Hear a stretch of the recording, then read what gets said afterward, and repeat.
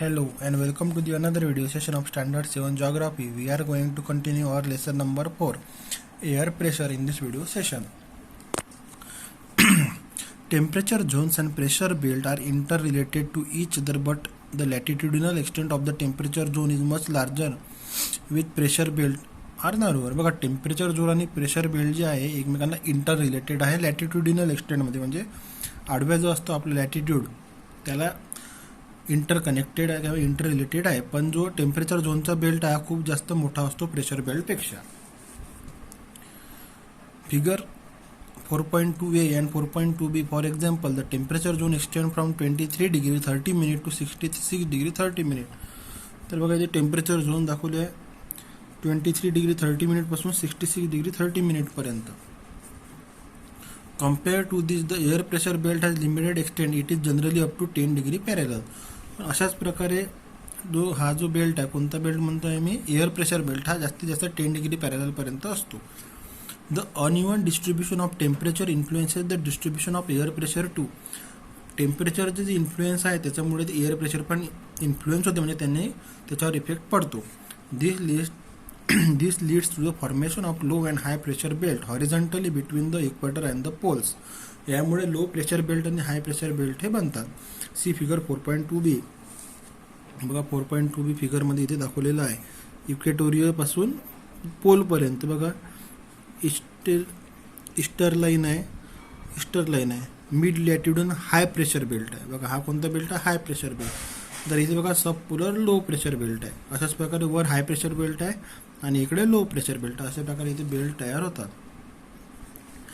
Which pressure belt is mainly found in the tropics. ट्रॉपिक्समध्ये कोणतं pressure belt found होतात, हे जे क्वेश्चन्स आहे या सगळ्या क्वेश्चनचे आन्सर तुम्हाला या फिगरमध्ये मिळतात.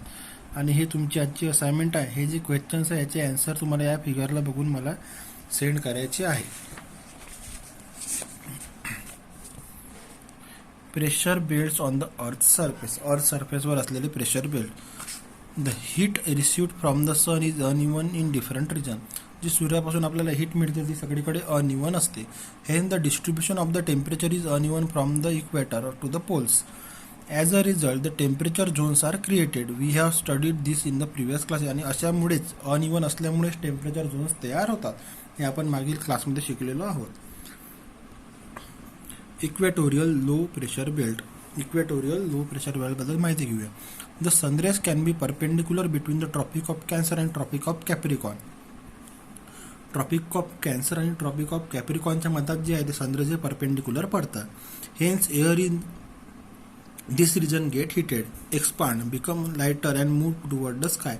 त्यामुळे इथली जी हवा आहे ती एक्सपांड होते गरमून आणि हलकी झाल्यामुळे ती वर स्कायकडे जाते. As this process operated continuously, a low pressure belt gets formed in the central part of the region between the parallel of 5 degree north and 5 degree south. तर या कारणामुळे बघा इथे इक्वेटोरियल लो प्रेशर बेल्ट जो हा तयार झालेला आहे. नंतर mid latitudinal high pressure belt. कुठे आहे बघा, हा इथे दिसेल तुम्हाला mid latitudinal high pressure belt. The heated air become lighter, start ascending and after reaching higher altitude moves toward the polar region. तर बघा जी हवा हलकी झालेली होती इक्वेटोरियल रिजनमध्ये ती वर जाऊन हलकी होऊन पोलकडे ट्रान्सफर होणं सुरू होते किंवा पोलकडे ती ट्रॅव्हल करते. That is toward the north and the south pole. Due to low temperatures at the higher altitude the air cools down and become heavier. आणि वर जात राहिल्यामुळे बघा वरचं वातावरण थंड आहे, त्यामुळे ती हवा थंड होते आणि भारी होते. This heavier air descend down to both the hemisphere in the region of 25 degree to 35 degree parallels. आणि ही हवा हेवी होऊन जी आहे ही कुठे थंडी होते बघा 25 डिग्री टू 35 डिग्री पॅरलकडे जाऊन ती थंडी होऊन भारी होते. This leads to the formation of a high pressure belt in this parallels of latitude in the both the hemisphere. त्यामुळे या जागी जे आहे तो हाय प्रेशर बेल्ट तयार होतो. This air is dry, hence the region does not get rainfall. ही हवा ड्राय असते त्यामुळे या एरियामध्ये रेनफॉल होत नाही. Consequently most of the hot desert on the earth are found in this region. त्यामुळे याच रिजनमध्ये आपल्याला हॉट डेझर्ट वाळवंट बघायला मिळतात. Sub polar low pressure belt. आता sub polar low pressure belt बघूया. Due to the earth curvature the area between two parallels get reduced as well as move toward the poles. This result in lesser friction of the air with Earth's surface. Air in this region is thrown out because of this reduced friction and also because of the Earth's rotational motion. This leads to the development of a low pressure belt. बघा, friction कमी झाल्यामुळे ती हवा धकलल्या जाते आणि त्यामुळे तिथे low pressure belt तयार होतो. This condition is observe in the area between 55 degree to 65 degree parallels in both the hemisphere. नंतर आहे polar high pressure belts. In both the polar region the temperature of is below 0 degree throughout the year. बघा, पोलवर जे temperature आहे ते पूर्ण वर्षभर 0 डिग्रीपेक्षा कमी असतं. Hence here the air is cold. जेव्हा खूप जास्त थंडी असते, as a result high pressure belt are get form. आणि बघा, जसं थंडी हवा असते तसं भारी होत जाते, त्यामुळे ते हाय प्रेशर बेल्ट तयार होतो. This are called polar high pressure belts. आणि बघा, याला काय म्हणतो आपण, पोलर हाय प्रेशर बेल्ट्स असं म्हणतो. They generally occupy the area between 80 degree to 90 degree parallels in both the hemisphere. The duration and intensity of sunrays vary during particular period of the year in both the hemisphere. As a result, the location of the temperature zones of the pressure belt depend on the sun's heat also vary. These changes is ordered to 5 degree to 7 degree toward the north Uttarayan and 5 degree to 7 degree toward the south Dakshinayan. तिच्या सनरेजवर depend होते. Through out the year का होते तिचे sun rays vary होत राहतात. पुष्कळ दिवस सारखे असताना चेंज होत, त्यामुळे 5 डिग्री टू 7 डिग्री यांची शिफ्ट होत राहतं. याला उत्तरायण किंवा दक्षिणायन असे आपण म्हणतो.